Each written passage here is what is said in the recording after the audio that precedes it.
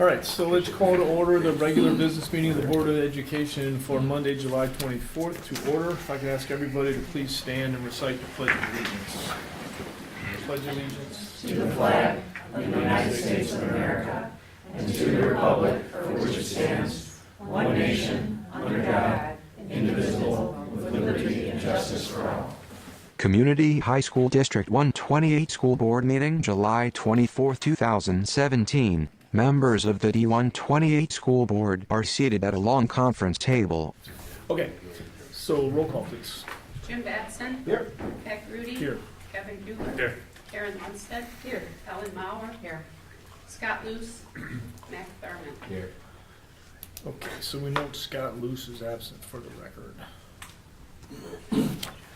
Okay. Tonight's agenda, we will open up for public comment. I may have some comments in the president's report. We'll have the superintendent's report, a number of items listed there.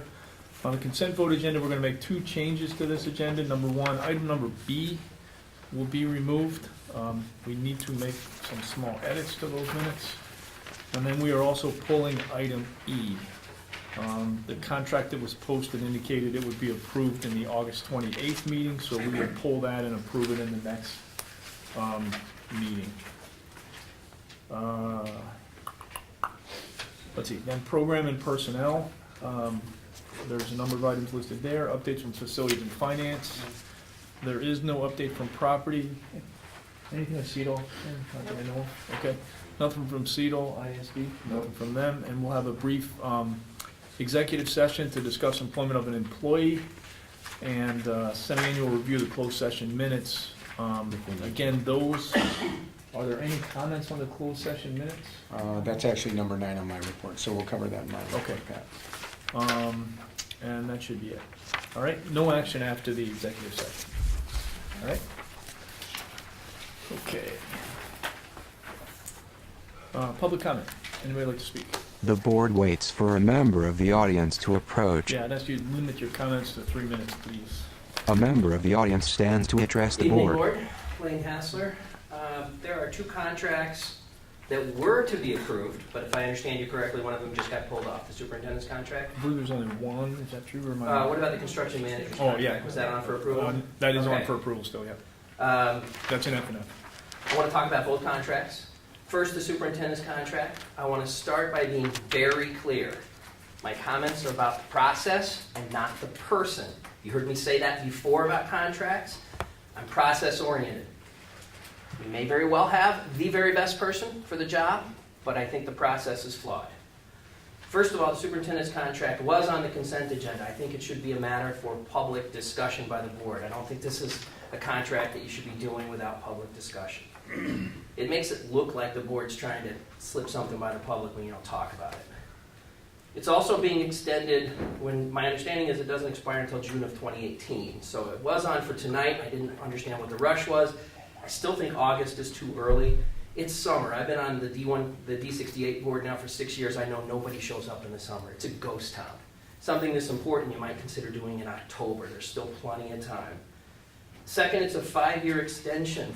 The public should understand why you're giving a very long extension, particularly with all the current circumstances and controversy. Again, it looks bad. If there's a reason for a 5-year extension, just tell the public why it's a 5-year extension. Next, you should tell the public what process you followed. Did you get staff feedback, teacher feedback, parent feedback, community feedback? I'm not aware of what process you followed. At 68, when we renew a contract, we get feedback from all of those important groups. It's an important part of fulfilling your duty. Also, before you vote on the contract, it would be important to understand how much it costs. There's no disclosure of costs for the payments that are in sections 6, 7, 8, 9, 10, and 14. There's no way of knowing what those payments are. You should at least have a ballpark if you can't fix what those payments are today. Also, you should attach a complete copy of the contract to your board agenda. Right now, the contract's buried in all of those Adobes, but you're missing the attachment. The attachment is the board goals for the superintendent. You can't vote on an incomplete contract. You need to have those goals attached. Because when you vote on the contract, it says you're approving those goals.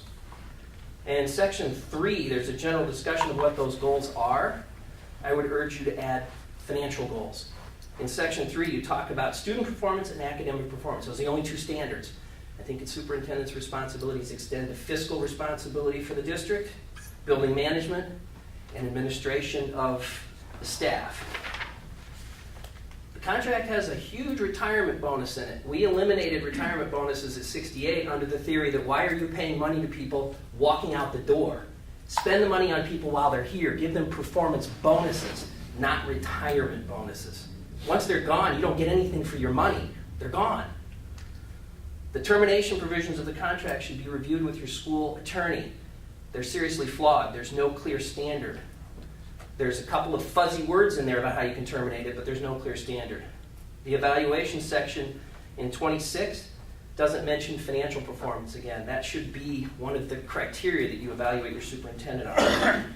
The professional liability indemnification section is missing a carve-out for gross negligence and willful misconduct. You're indemnifying the superintendent for anything he does. Even if he breaks the law, you're indemnifying him for it. That's very unusual. Finally, it automatically renews the contract. That's also very unusual. So what I've identified are problems in the process and in the contract itself. You've given yourself another month to fix it. I would hope you'd take another couple of months.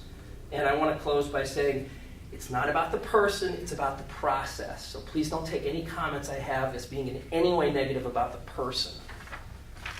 I may have just used up all my time talking about that contract, but briefly I want to talk about the construction contract. I'm a construction lawyer. It's what I do. I write these contracts for a living. AIA contracts are what I do. So I took the time, oh, by the way, I did all 5 of the contracts for District 68 when we did a 5-year building program.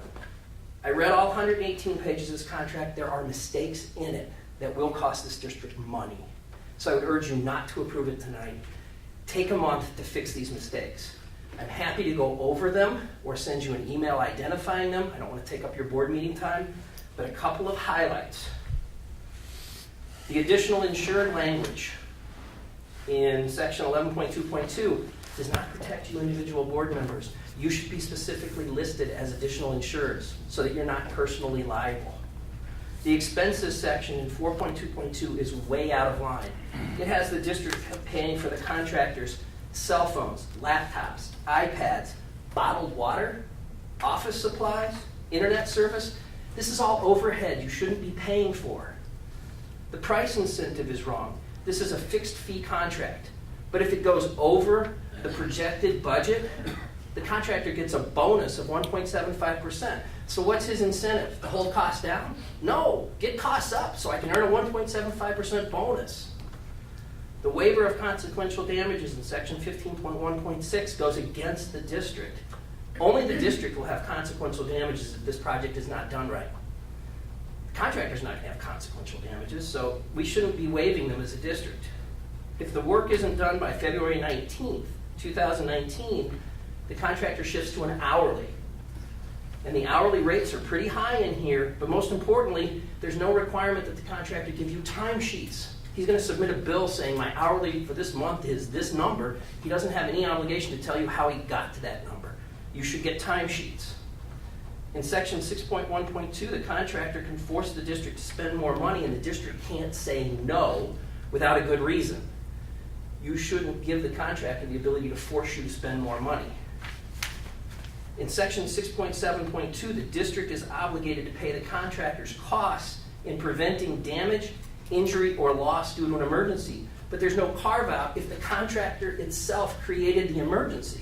It's appropriate for you to reimburse him, but not if he's the one who created or it's the one who created the emergency. The district's obligated to pay the contractor's travel costs as stated in the contractor's written policy. Did you look at his written policy? I didn't see it posted.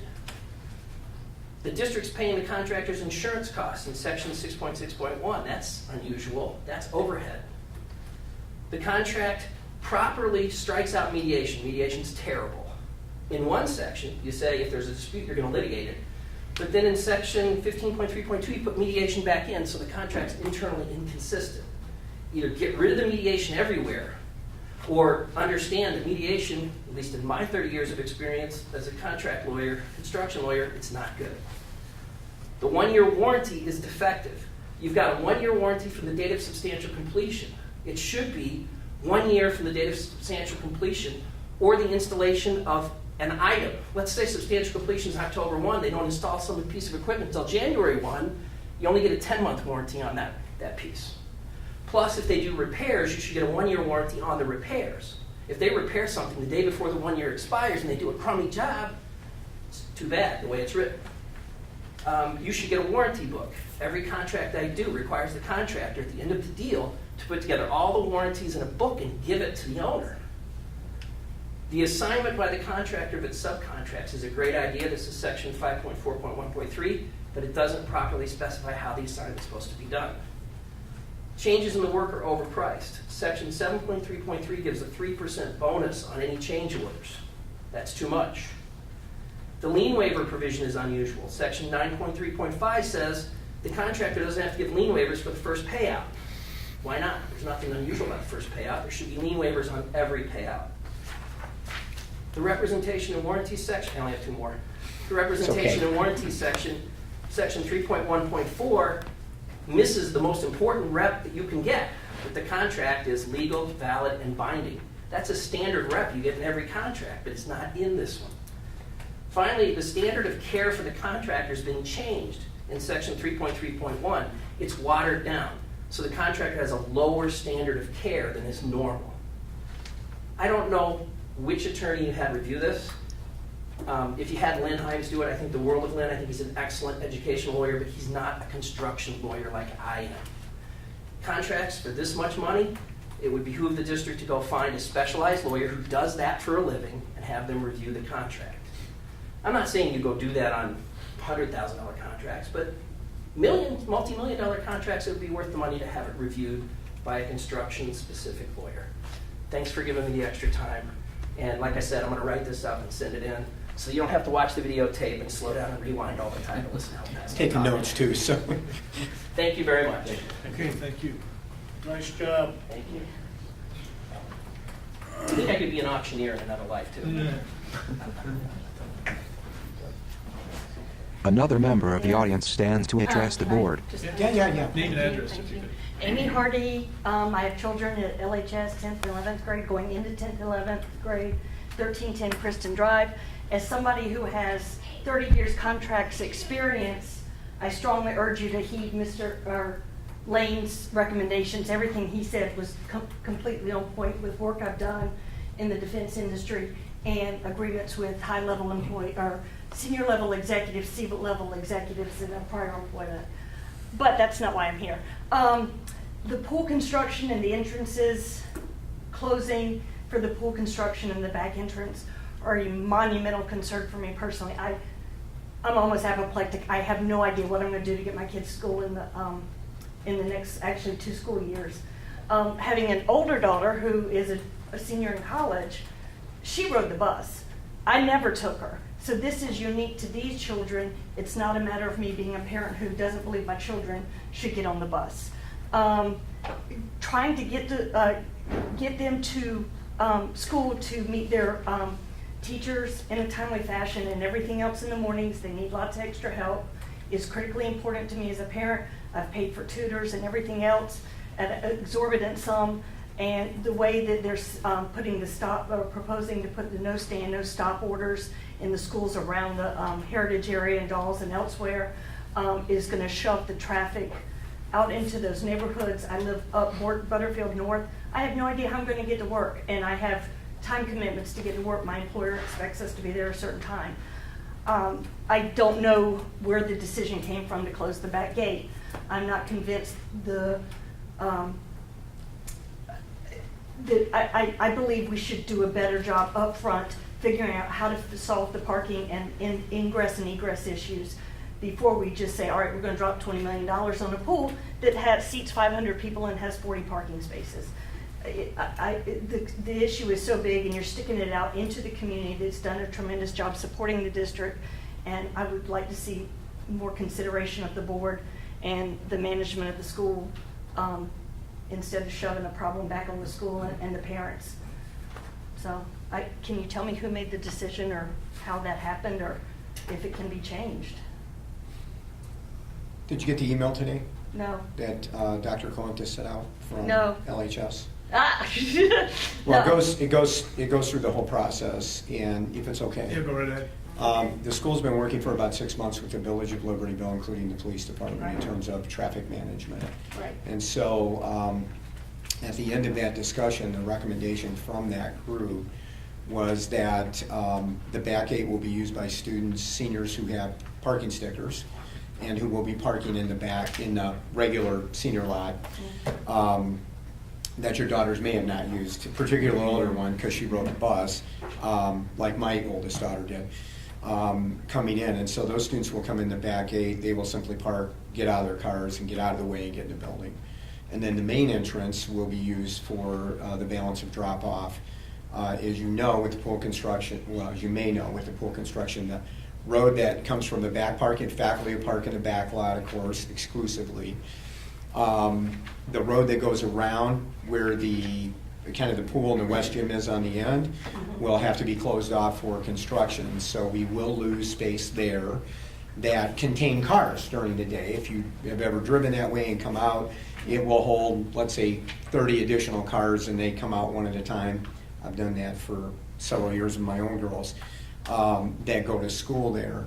And that entrance at the west entrance will eventually be redone, but will have to be closed off because that's where the construction of the pool is going to take place. So the village and the police department, really the experts in moving traffic, were involved with the staff at Libertyville in terms of kind of coming up with a plan for what is going to be a challenging couple of years there on a campus where we're landlocked. And so that's where the decision came from, on the flow of the traffic and where people will park. Thank you.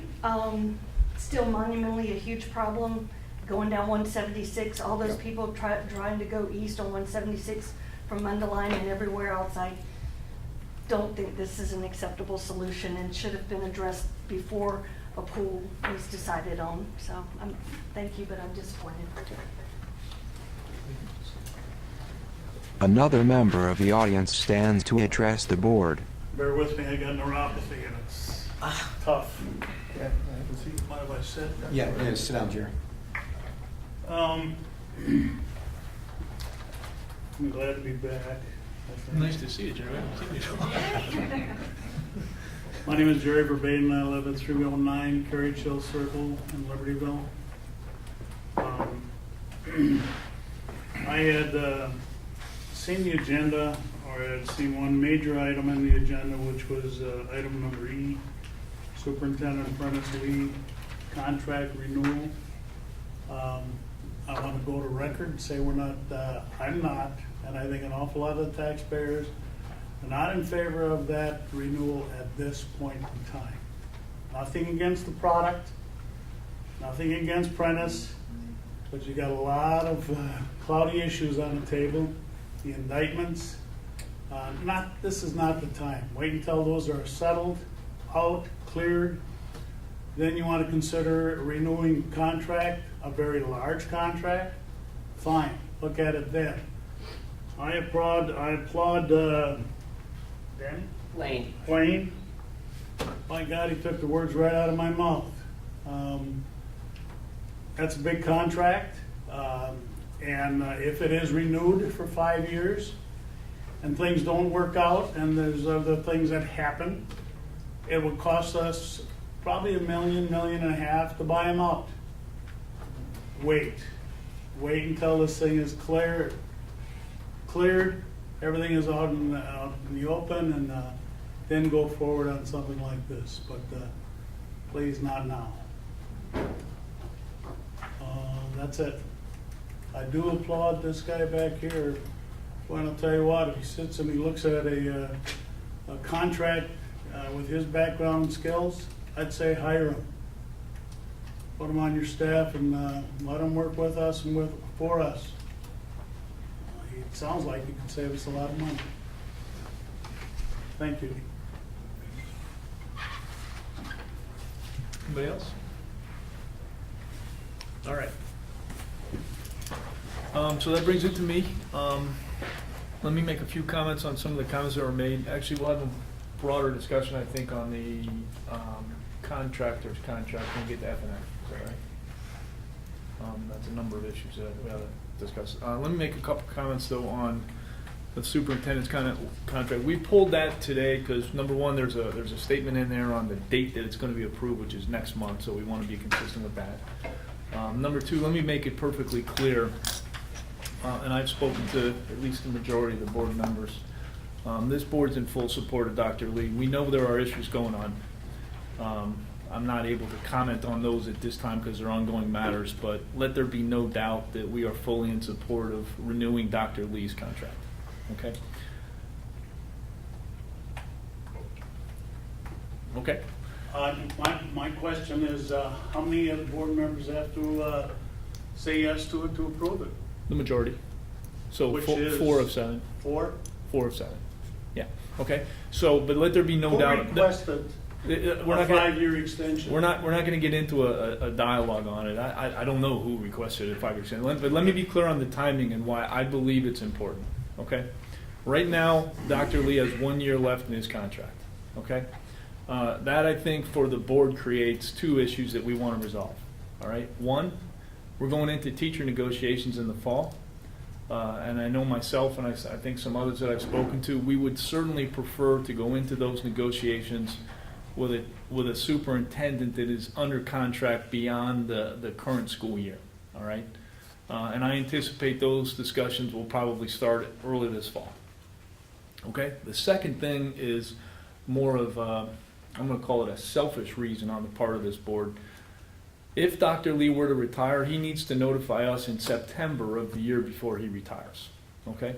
In the absence of a contract which gives him some level of reassurance that he will be retained by this board, that would put him in a situation where in September of this year, he may need to make that decision. Okay? I believe it's important to retain him to take that issue off the table.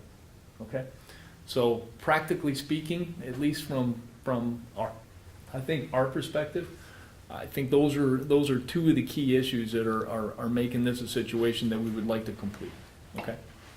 Well, on the contract that would be renewed, he is going to have financial responsibility. I was appalled just to listen and hear that he had no responsibility financially. Jerry, that would not be true. That would not meet the expectations I think this board has of him. Okay, and I don't remember the It's part of details. my evaluation. Yeah, is it in the? I think it is in the evaluation. Isn't it? I don't remember the detailed items on the evaluation process, but my recollection vaguely things like it's part of that review. Don't let anybody lead you to believe that we don't hold him accountable directly for the financial stewardship of the resources in this district. Okay? I mean, it's just not true. All right?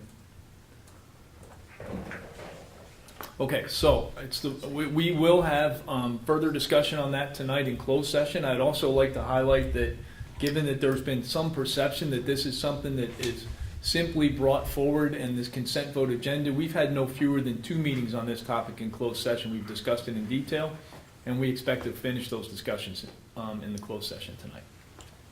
Okay? Any other comments on that? No. All right.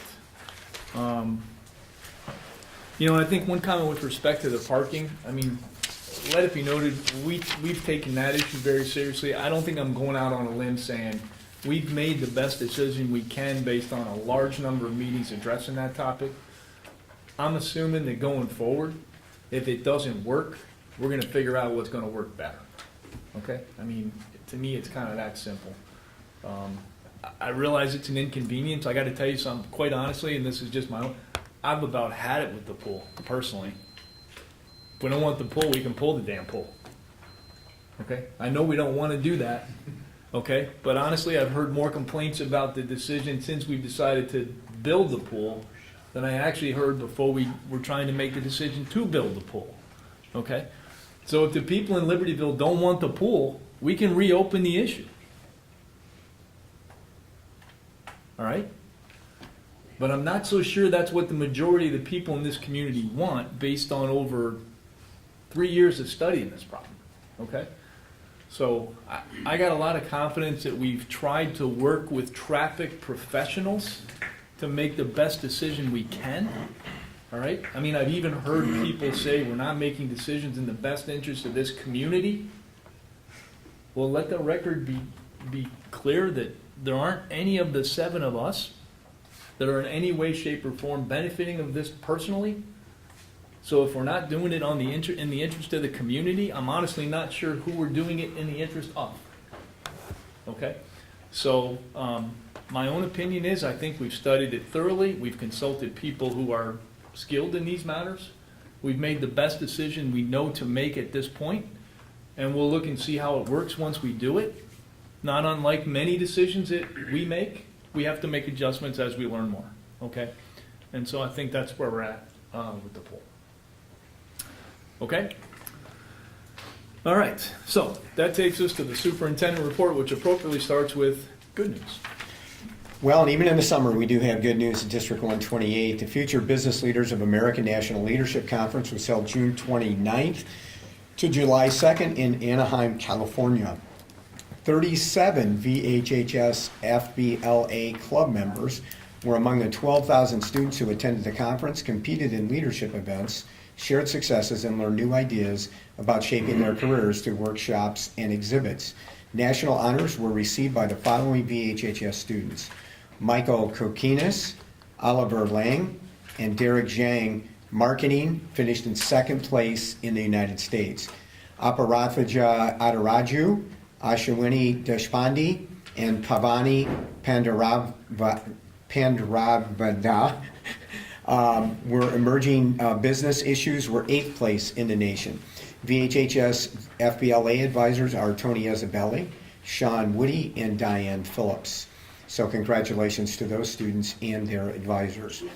LHS chemistry teacher Sherry Rooks received the 2017 American Chemical Society Division of Chemical Education Region Award for Excellence in High School Chemistry Teaching for the ACS Great Lakes region. The award's purpose is to recognize, encourage, and stimulate outstanding teachers of high school chemistry in the ACS regions.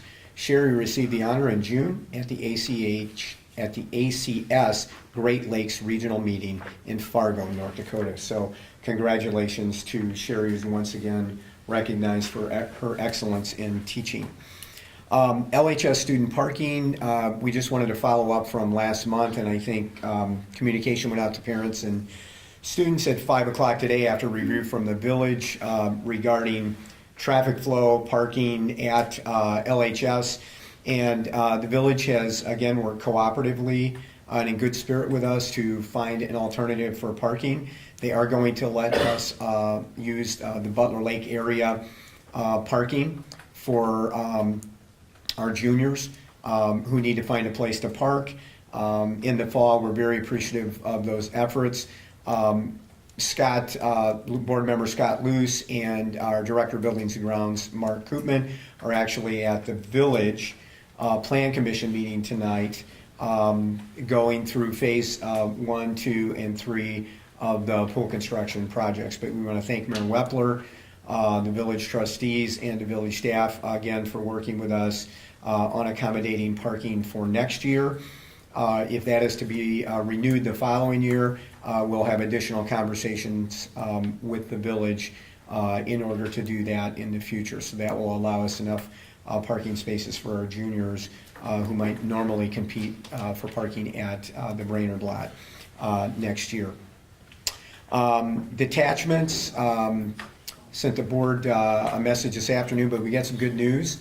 At least now on detachments, the Daybreak Farms detachment, Len Himes and Scariano argued that case on our behalf being District 128, Warren Township High School District, Oak Grove District 68, and Woodland District 50, who are all part of that detachment. Daybreak Farms is seeking to detach from Warren and Woodland and come into District 68, and then 128 as the high school district.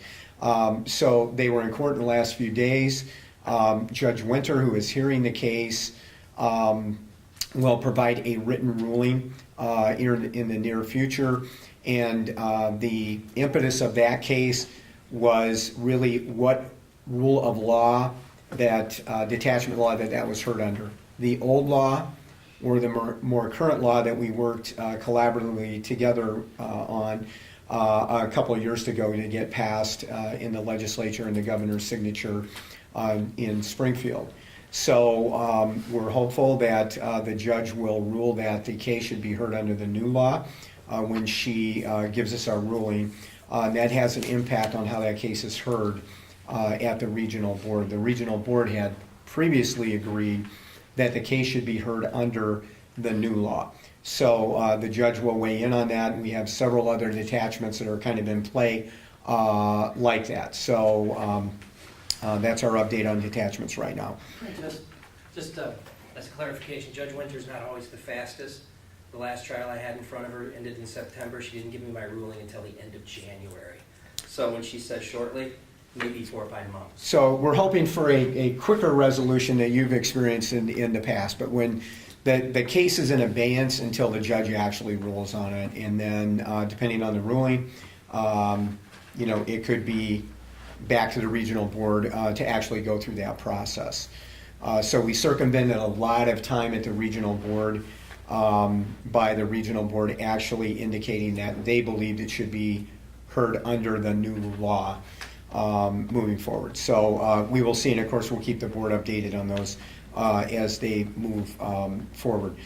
We mentioned the LHS pool project again at the Plan Commission. That's the next step in the process to move the pool project forward. 5 on my report is a Brainerd Memorial update, and we'll have an additional report in F&F on this, but the Brainerd Memorial bids went out. They actually came in under bid, and so that's good news for that project. So we'll be awarding that bid, and we can move forward with the construction of that memorial, which again will bring some of the accoutrements, if you will, from the old building into that memorial, and it'll be right kind of on the triangle part of the property by where the Brainerd field is. So that's good. Illinois 100th legislature. Right now, the governor, as you may be aware, the governor has called the legislators back on Wednesday on education, just to make sure that the community is aware, even though a budget has been passed, the governor vetoed the budget. It was overridden in the House and the Senate, so we have a budget. As part of that budget, the money that would be allocated to public schools is being held in abeyance until a new funding formula is passed. Senate Bill 1, better known as an evidence-based model, is actually a grassroots model that came from educators. The alliance management in the state has been modified several times along the way. That bill was passed in the House and the Senate and is currently being held. The governor has indicated that he would either veto that bill or he would emendatorily veto that bill and send it back to the legislature over a couple of issues with Chicago Public Schools, which include a pension pickup for the Chicago teachers and or a roughly $250 block grant for Chicago. So as we approach the beginning of school in this state, there are many, many districts in this state who have a great reliance on state funding for public schools, who may not be able to open or can open and may not be able to stay open long moving forward. So we're hoping that will come to some compromise between the legislature and the governor in short order, because some schools will open in 3 weeks in this state. As we get into the middle of August, including us, by the way. So we'll keep the board and as best we can the community updated on that. But that's certainly hanging out there. We had 3 FOIA requests this month. Just take a minute to read those into the record. We had a FOIA request on 7/3/17 from Ted Perlman, who requested all evidence from LHS that it conducted its parking lottery either in a format that was open to the public or was overseen by an unbiased third-party auditing entity such as Deloitte and or CBIS Z. The names of the 300 students at LHS who were given the opportunity to purchase an annual on-site parking spot, and the names of the 76 students who were not given that opportunity. Follow-up responsibility was Brian's, and we responded to that FOIA request on 7/11/17 and spent approximately 3 hours on that request. On 7/10, we received a FOIA request from Tom Johns, who is Tim Johns, a researcher from NBC5 Chicago. And Mr. Johns requested documents sufficient to show the employment of all certified athletic trainers for any school and/or department of District 128 which participates in any IHS activity or sport. 2, all monthly reports prepared and/or submitted by schools and/or departments within District 128 relating to student athletes who have sustained concussions during the 16-17 school year. Bryant had the response to respond, and we responded on 7/11/17. And finally, on 7/19/17, we received a FOIA request from WFF Facility Services, Mark Sullivan, National Sales and Marketing Manager in St. Louis, Missouri. 1, existing contract between the district and Aramark for custodial maintenance and ground services, and 2, Aramark's proposal from the last bid for services described above. Dan Stanley and Rose DeSico had the responsibility to respond, and that response is due on 7/26/17, and we will be responding to that shortly. Okay, so those are our FOIA requests. Also on the agenda, the superintendent's report tonight is our annual Ed Red renewal invoice. Ed Red is the suburban school district lobbying organization. District 128 has a long history with Ed Red. As our board knows, I do a lot of legislative work on behalf of the district. Ed Red is and has been and continues to be a really important partner of suburban Chicago school districts. So, of course, I would recommend that we renew that contract, and we would need a motion and a vote to do so. I make a motion that we renew the Edward contract at the amount of $5,000. Second? It's right here. Okay. Ed Red I membership. didn't read- It's under my report. I inked it up over my pen. Yeah, Sorry, there you ahead. go. Continue, sorry. Okay, we got a second, right? Yep. Okay. Discussion. All right, any discussion? All right, roll call, please. Batson. Aye.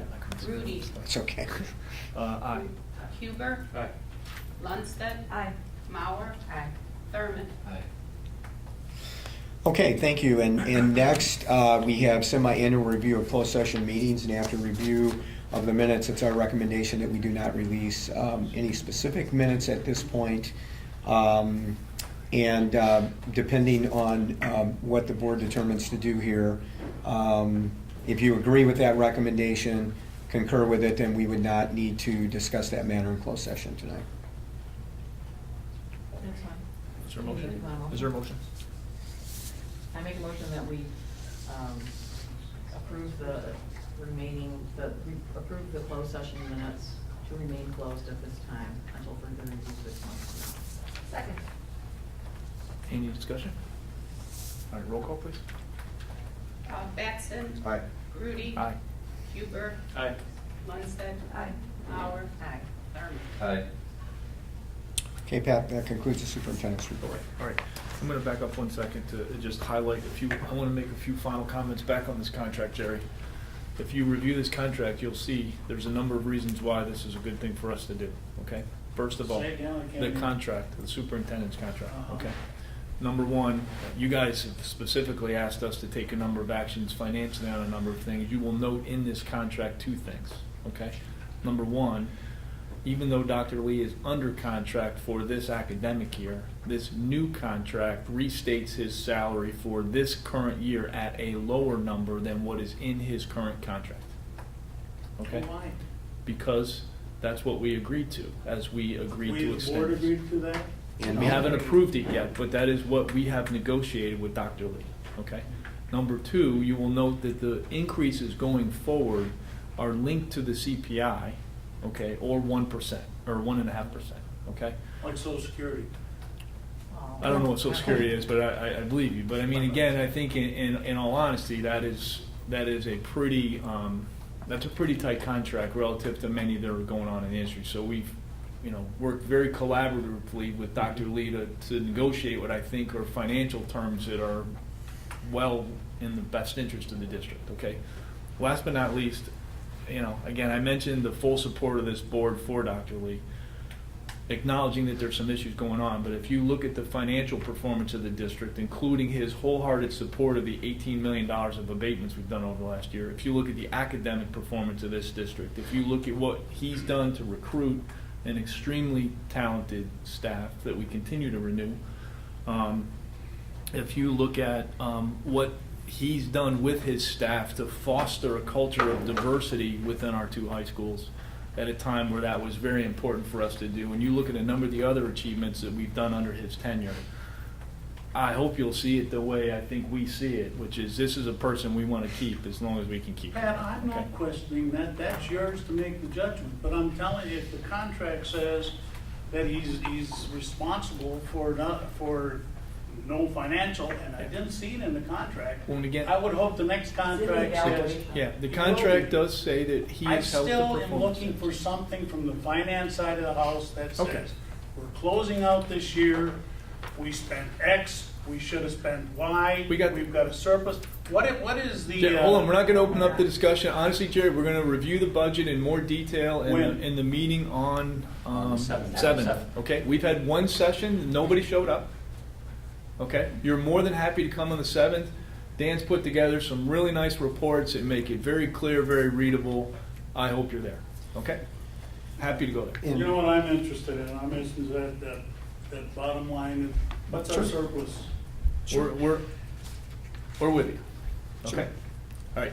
Can I just make a couple of Yeah, comments? yeah. First of all, Pat is correct, and actually, I brought the concept of to the board several years ago about if we were to point of renewal, if the board wanted me to stay, and I certainly wanted to finish, if possible, my career in the district. I actually broached the issue of looking at a 1.5% factor back when we were trying to predict inflation, when it was bobbing between 0.7 and 2.0, in terms of doing that, and CPI moving forward. And there were a number of reasons that I believe that was important to do. Secondly, and Ellen has indicated this before, there is an evaluation instrument. When I was hired as a superintendent, there was an evaluation instrument that Ellen worked on and Landgraf worked on, and then the board approved, that goes with my contract. I'm evaluated on that model every year, and as Ellen has already indicated, there's a financial component within that evaluation in my contract that I go through, with the whole board in terms of that. So I am more than happy to do a CPI-based raise, and I just want to note that most of the other raises in the district are pegged to the teacher contract, which overall is 3.5%.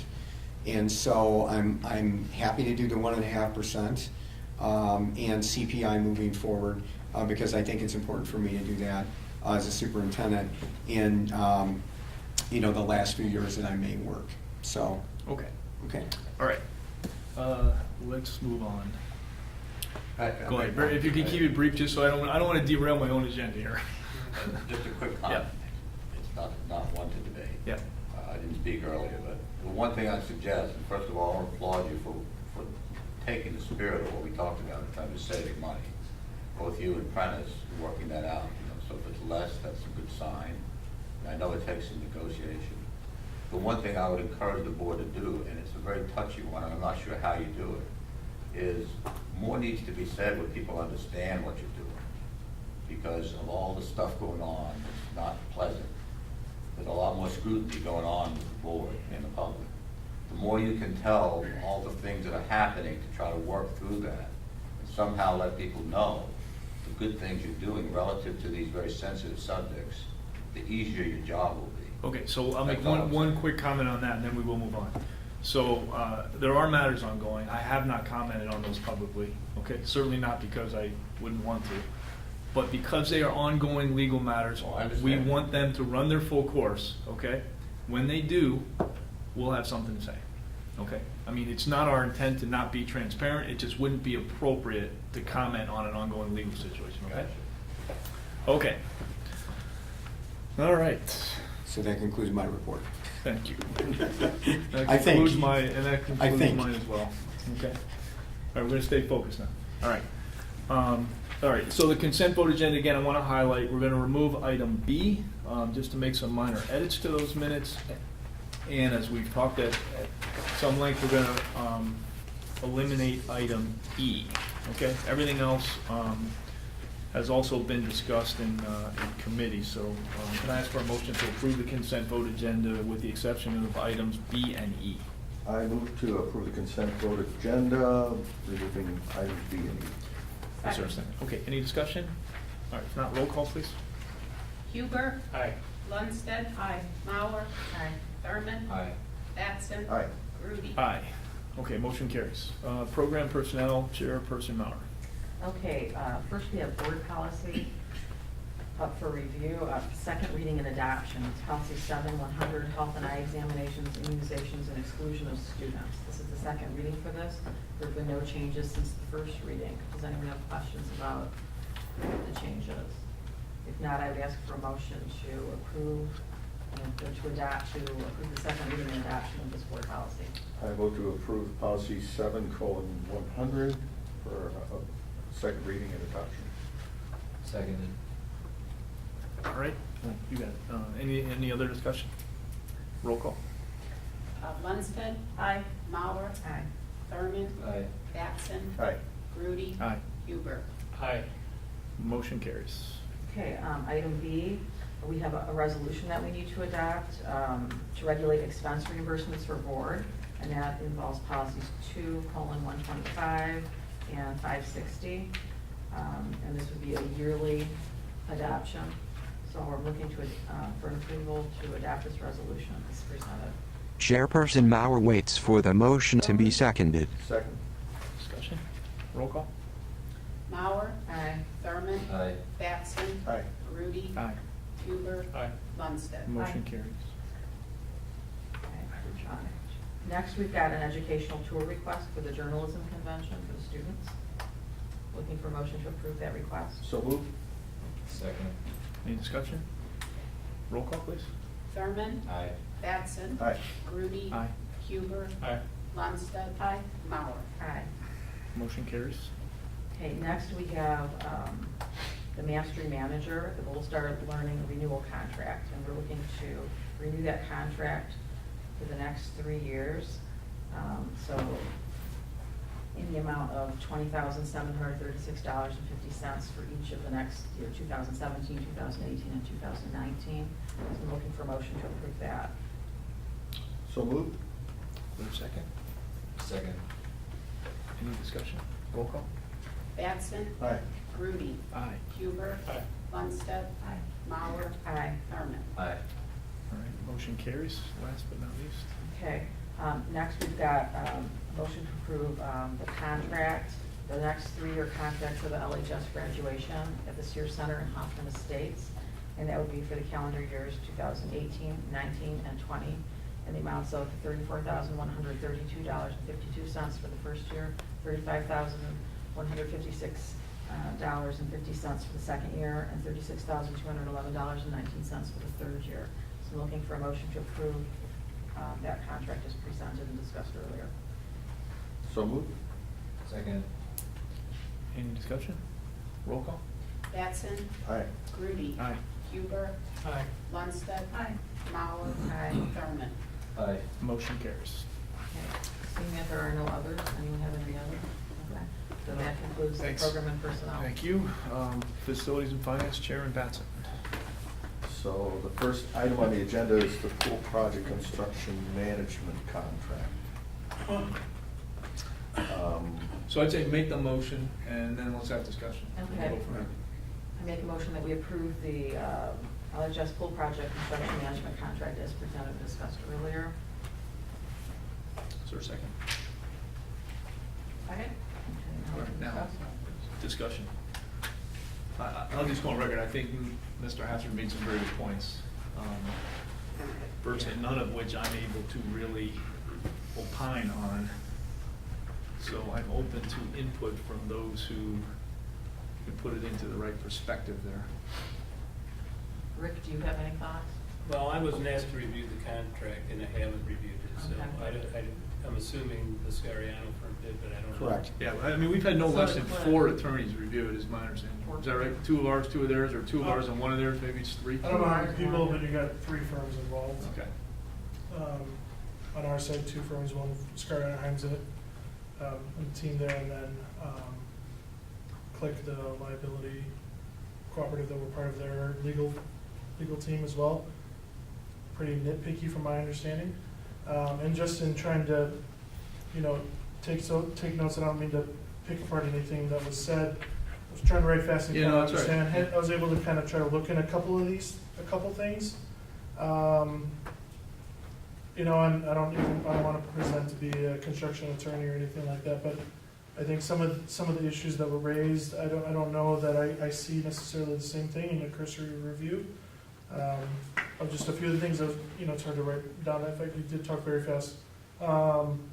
So, I mean, these are things I'm interested in understanding more. I couldn't tell you, I don't have the things memorized, but in reviewing the documents, for example, just one of them. So the first one that I was able to write down was about what warranties are made and who, that the board isn't mentioned as who's going to be protected and named as additionally insured. It's correct that part does not mention the board, but what that part is if we are going out to get another service, it's telling you what we're going to insure on the contractor, not the board. So we're going to protect the contractor's employees and blah, blah, blah. So they don't have a board as a contractor. It's referencing the contractor, not us. So that's why it's not going to mention the Board of Education being protected, because it's talking It's not about the us, other one being yeah. covered. There's another one mentioned of 6.72 that about conflicts, that it's if emergency situation is created, and it doesn't reference if the contractor is the one that makes the emergency. It is correct that it doesn't say that in 6.7.2, but in 6.7.2, it references section 10.4. And in 10.4, it talks about making claims and everything in emergencies, that meaning if you got an emergency, you can deal with it. But then in 10.4.1, the one right next, it says if the contractor, meaning the district is allowed to do some stuff, but if the contractor is liable by action or inaction, they're liable for it. They're liable for the costs. And there's a whole section about even costs and the process to go through that and everything. There's a few other things that I was just able to kind of look. The mediation was removed, but was it brought back in? I don't see that it was brought in because we eliminated a line that says, the base contract says both parties will endeavor to mediate. That line was removed, and just basically, I think the paragraph that's left over is if you end up mediating, which we won't, but if you do, then these are the steps you're going to follow if you end up mediating. So again, that's just like really brief, trying to just kind of reference. So I'm happy to look at the individual concerns to try to understand. But again, in talking to especially on the risk side, like the district at risk for a loss, that has been very thoroughly examined and reviewed and everything from the Click side. I mean, we talked about it, and I know we talked about it in FNF as well. And Scarlett as well, reviewing it, their team as well, so. And this review has gone on No, it's going on for months. for months and months and months. It's been passed back from one firm Yeah, to another, yeah. and we had 2 of the firms. Rick, just a question.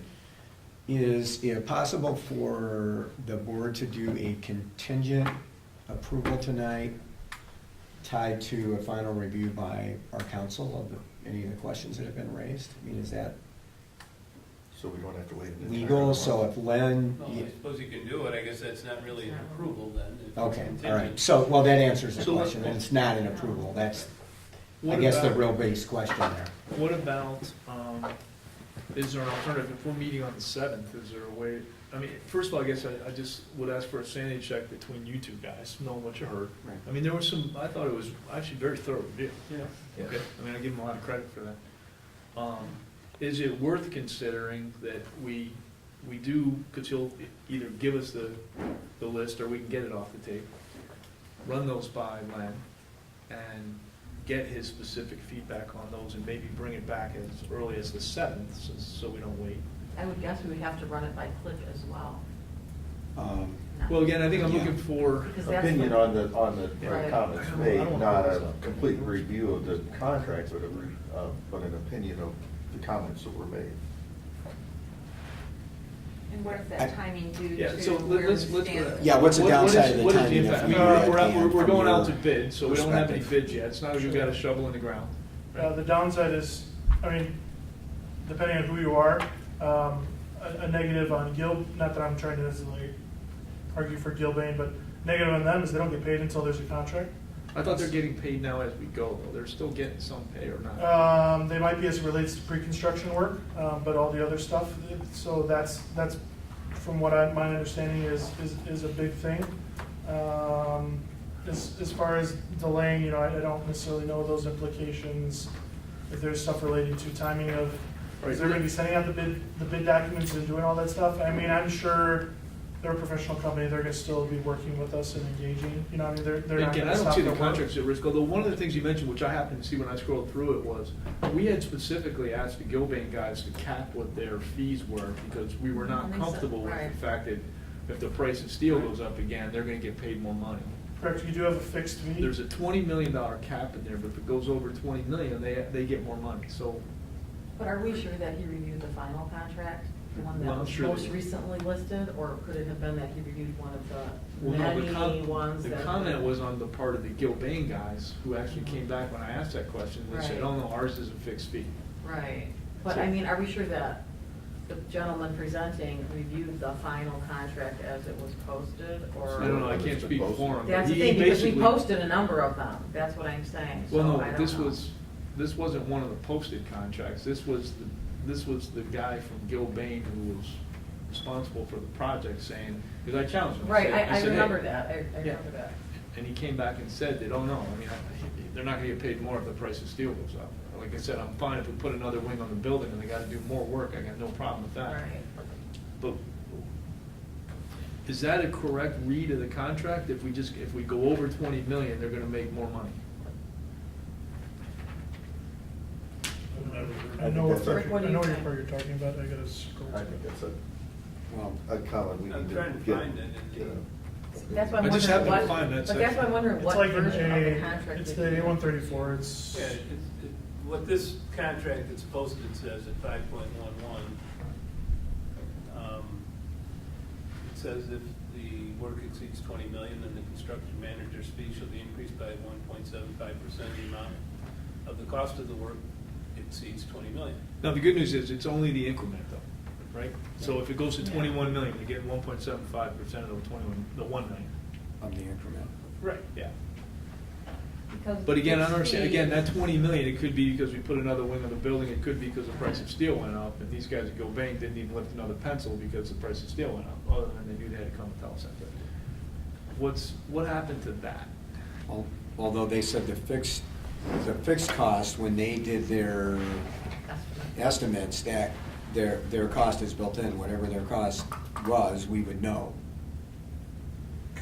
Of course, Dan wasn't here for that conversation, so he Yeah, I can't mean, really. they do have the fixed costs in there, and if the cost of work ends up going over 20 million, it does have that in there based on how I'm Yeah, reading that's it. how I read it. I don't know, I don't wanna speak out of turn, I don't know necessarily what was in that sentence, meaning like, I don't know that would we ever approve work over 20 million anyways? Cause all this has to be subject to the work that is actually gonna get done. So if we're doing work over 20 million, if the board's taking action to approve work over 20 million, which essentially would be essentially a change in scope of what we're doing, cause you have to accept the bids anyways. Right. But And. that thing, if I hear it correctly, if the bids come in high to do the same scope of work that it's presently intended to be, they will make more money. If the bids come in over $20 million, which the bids will come in over $20 million. I don't know enough of the breakdown. I don't know enough about the breakdown of the cost of the project and what cost of work technically means. that's defined later. I just, off the top of my head, be able to reference that term. But I'm guessing the cost of the actual work won't be 20 million, because Yeah. if you've got a cap of 21.5, your design fees are gonna be, design and management fees have gotta be 10%-ish, 10% of that anyways. Plus you've got owner costs and all that kind of stuff, So then we so. have all the outwork, the 21.5 includes all the Yeah.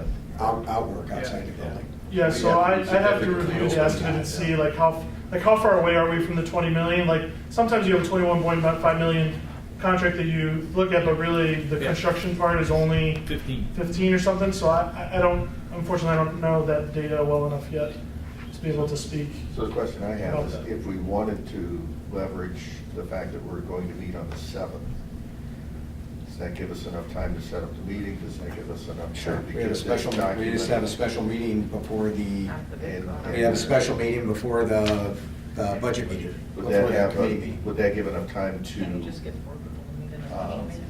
for the attorneys? It's like 2 For weeks. Scariano. Almost It's 2 2 weeks from tonight.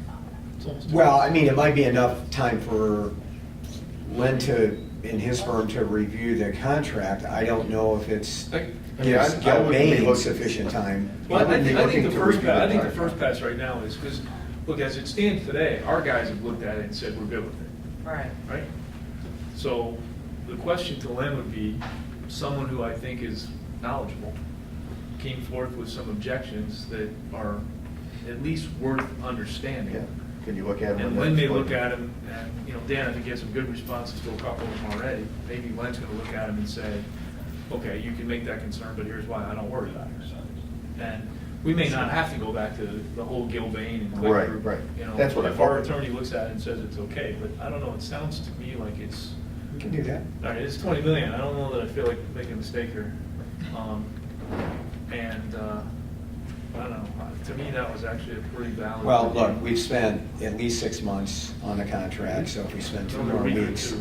we spend 2 more weeks on the contract and then we vote on it, and have Len do a review of Lane's concern, and he knows Lane because Len is also counsel at 68, so. Yeah, yeah.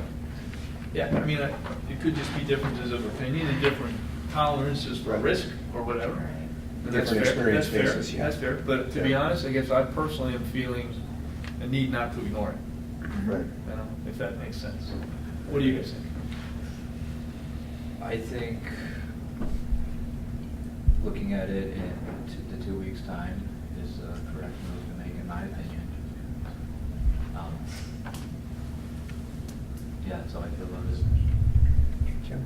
I think we certainly should take advantage of the work that Mr. Hassler did. Okay.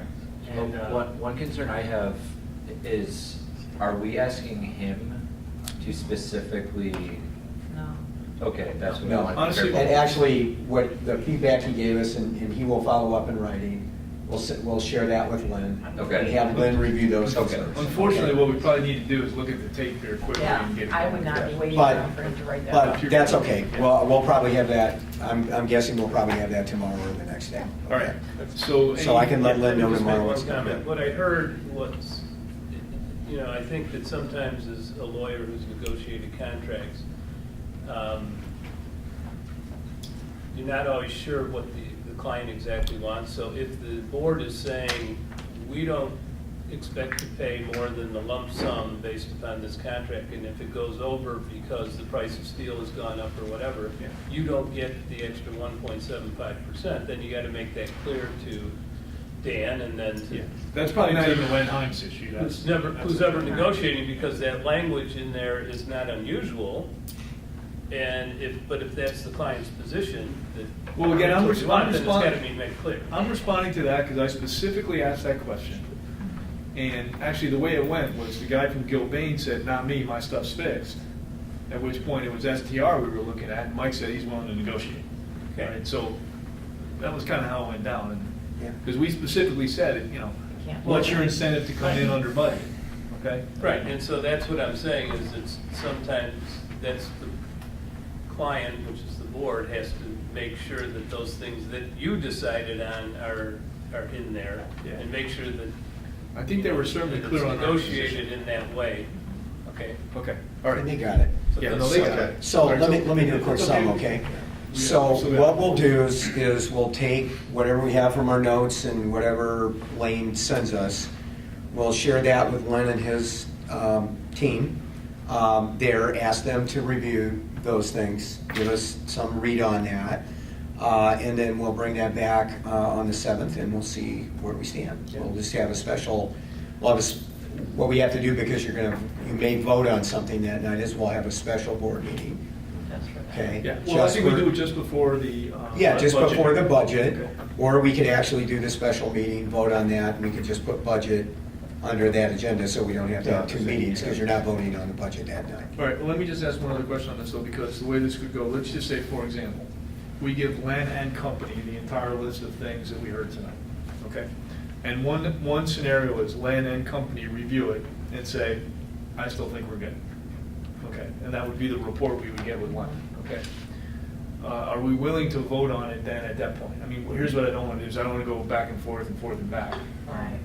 Now, I'm assuming that if there are things that Len is not good with, between now and the 7th, we'll negotiate those out and find a way to close those out, all right? Because we want to get this done. I'm assuming we can get that done with, say, Gilbane or whoever else it is. But at the end of the day, I think the next step would be, we're going to get a thumbs up from Len, and at that point say, now we got to bring it back for another vote. Are we all right with that? Yeah, I think we're at a disadvantage for I'm not fine having with Lynn that. here to help. I mean, we could Yeah. probably handle it this evening. If Lynn was here, he's not. I think that's a perfect way Yeah. to.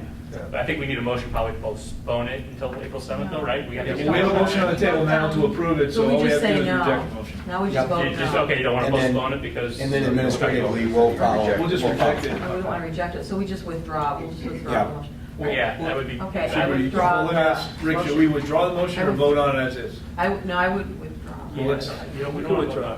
what's that, Okay. withdraw, okay. All right, I withdraw the motion to approve the LHS school project. We'll table that until the 7th. Wow.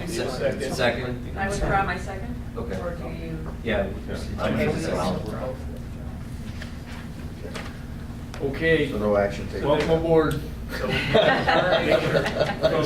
Wait, I think Hey, hold on. Hold on. you're removing this off, as an action item off the agenda, and there's been a motion to do that. You should have a second and vote on it, so that it's. To remove. So let me make sure I Okay. Now we understand the have to all process, vote on because you that. got a motion on the table to approve it. Right. and I It's been thought that- seconded. And I, And I thought that was a That was motion to. withdrawn. So we can Essentially take to another withdraw motion. that, Now we're voting and to to. withdraw it from the agenda, isn't that what I heard? yes. Yes, all right. So who's going to make that motion? Are you sure you don't want to do a motion to postpone consideration until August 7th? Well. I mean, because at that time, it doesn't get voted down, it gets postponed, it puts a time when we're going to bring it back on the table.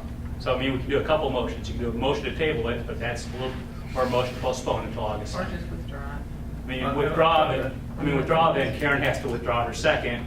I mean, there's a little bit more We already did parliamentary to withdraw. I mean, I think. No, we already did it. I think you're right.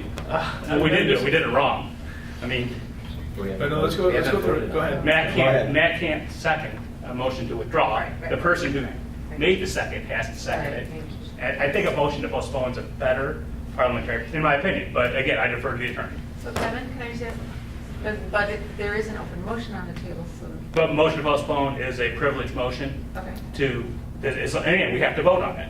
We all have to vote to postpone it. We all would vote to postpone that. But we just sort of add that on to the motion that's It already it needs a out. second. First off, it would need a second, and then would need to be voted upon by the body. But that way, the motion that you two make doesn't get no vote. Yeah, Got it. And I think that's our whole goal. Yeah. It's on hold. okay. I mean, again, if you can figure out a way to withdraw it, go ahead, but No, I didn't hear a way to withdraw it. About- So again, I voted.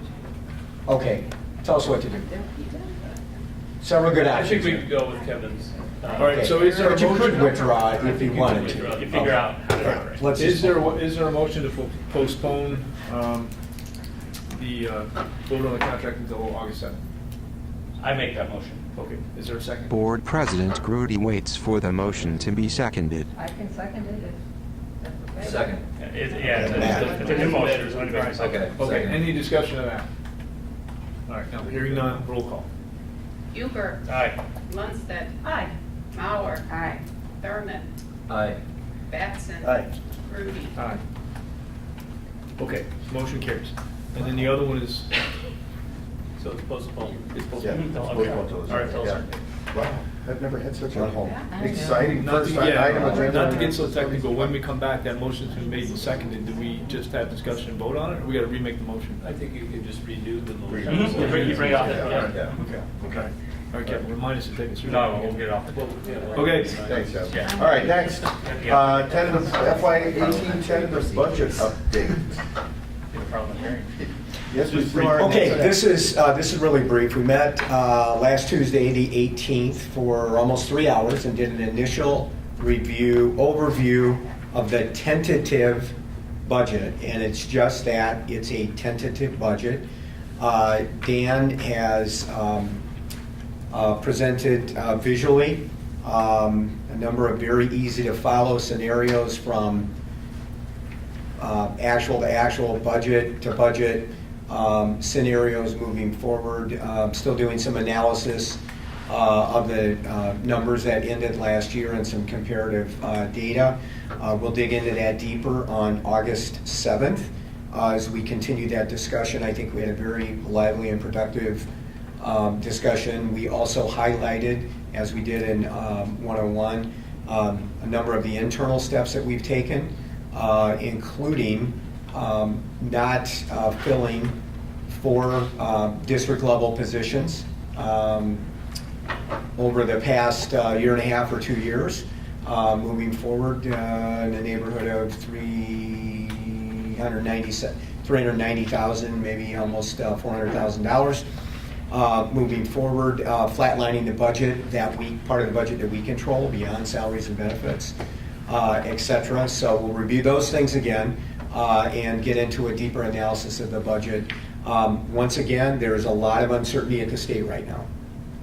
As I described earlier, there is no funding formula for public schools, no new funding formula for public schools in Illinois next year. And so even though we have a budget and hundreds of millions of dollars and more are going to go into public education, there is not a vehicle to do that until the legislature passes something and the governor signs the bill. And the current mechanism passed the House and the Senate. Again, is being held in the legislature right now. And we don't know if and when it's going to be sent to the governor. The governor has said he will either mandatorily veto that or he will veto that. So whether there's a compromise in the offing in the next few weeks before schools open, we don't know. But we would also be impacted by that, even though the majority of our funding comes from our local constituents because of the breadth and depth of our tax base here. We still do get money from the state, and we are still owed, as every school district is, 2 out of 4 categorical payments from last year. Categoricals are transportation, special education, things of that nature that we still haven't gotten from last year yet. So, a property tax freeze is still a possibility. We have factored those numbers in, so we're going to have to look at all of those potential scenarios because honestly, nobody knows where we're going to end up right now at the state level as it relates to public education right now, I think is a fair statement. So anyway, August 7th, 7 o'clock, right here in district office will be our budget. And if any of you want to make some additional comments about our first meeting, Dan, I think I can say for everyone, you did a great job in summarizing and clarifying data in a very user-friendly way. I think it was certainly helpful to the board and us moving forward. And then we're going to continue to package that first quarterly, but then hopefully monthly, so we have a current run rate. We can see where we're at during the school year. And I think the board and your colleagues, are very appreciative of that as well. So. Okay. Okay, thank you. Next on the agenda, rental labor rates for FY 2018. Make a motion that we approve the rental labor rates for FY 2018 as presented and previously discussed. Second. Any discussion? These are standard rate adjustments to cover the cost of employees and or contractors that we hire for rental. So if somebody rents our facilities. Brenda, anything we need to add to that? No, I don't think so, Jim. All right. Any other comments, questions? No. All right, roll call, please. Lundstedt. Aye. Mauer. Aye. Thurman. Aye. Batson. Aye. Grudy. Aye. Huber. Okay, we have a couple bid recommendations here. First, the Brainerd Memorial that actually came in under our expectations, lower than what we had anticipated, so we have a motion for second. Motion to approve the bid recommendations for Brainerd Memorial and the taxi transportation. We have to say who it is. Just Oh, wait, do do it- two do them separate? separate, Okay. Yeah. So motion to approve the Brainerd Memorial bid. For how much? For Stuckey Construction, right? Stuckey Construction for Stuckey 39,000. Construction, the amount of, And we just want to point out, that came in at 39,000, including the contingency. We were really expecting that to be closer to 50. So that did come in well under budget with a construction company that we've done a lot of work with in the past, a very, very reputable firm. So, It's It's not- it's the amount of 39,000 flat. Plaque yeah, in addition. the plaque would be in addition to that. So we had a motion, did we have a second? No, I didn't hear a second yet. Second?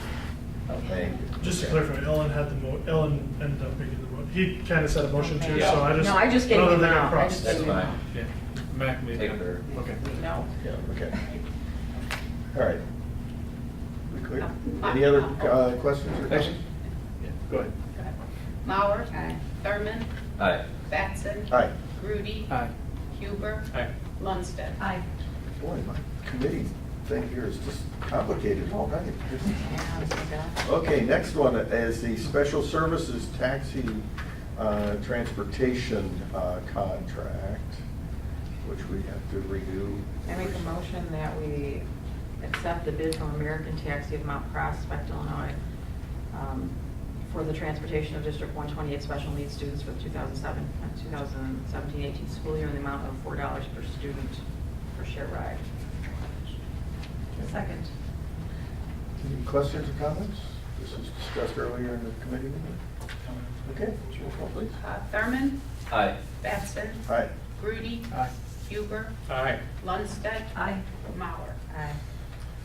Thank you. Next on the agenda is the school messenger emergency communications contract. This is a system that facilitates outbound calls, emails, that type of thing in emergency scenarios where we have to reach out to the community, students, that type of thing. So this contract was reviewed earlier in committee, so do we have a motion? I move to accept the school messenger emergency communication contract in the amount of $6,034. That's not with Automated American. School messenger. School Oh, messenger. I'm sorry. Yeah, school messenger. Is there a second? Second. Oh, here it is. Any other comment, question? Okay, roll call. Batson. Aye. Grudy. Aye. Huber. Aye. Lundstedt. Aye. Mauer. Thurman. Aye. And last on the facilities and finance agenda here is the Midland Paper State Pricing Contract. So can we have a motion? I move to accept the Midland Paper state pricing contract as discussed previously for $51,930. Anyone have a second? Second. Any comments or questions? This was reviewed earlier. I think we're kind of dragging here. Out again. Out again, yeah. All right. I've never seen None heard. that. Can we have a roll call, please? Grudy. Aye. Huber. Aye. Lundstedt. Aye. Mauer. Thurman. Aye. Batson. Aye. And Jim, I have one other. One other. We just received a text message from Scott Luce, who's with Mark Koopman over at the Plan Commission of the Village of Libertyville. Our plan was approved unanimously with the two conditions as named in the document to move ahead as projected on the LHS pool. That will need village trustee approval, so that will be the next step, and I think their next meeting is in 2 weeks of the village board. So Scott noted, great job by Mark and team, of course by Scott as well, too humble to say that. And a couple of our parents, swim parents also attended that meeting, so we're appreciative of that. So that's good news, and thanks to the Plan Commission of the village. Back to you, Dan, we gotta get the contracts. Okay. Ready? That concludes the facilities and finance. All right, finance thanks. board. Okay, picking up the case, no property, no CEDO, no IASB, so that's everything we've got. We will now convene the executive session for employment of an employee, 5 ILCS 120/2C1. Can I have a motion to move Oh, into? we don't need to do semi. Yeah, I'm sorry, we're gonna remove item B from the executive session since we already decided to keep those closed. All right, so can I have a motion to move to executive session? So Can moved. can I ask a question quickly? Hold on, let us finish the motion, and then you can ask a question. Yeah. Second. All right, second, is there any discussion? All right, roll call. Huber. Aye. Lundstedt. Aye. Mauer. Aye. Thurman. Aye. Batson. Aye. Rudy. Aye. Okay, no action after the executive session, so good night, everybody.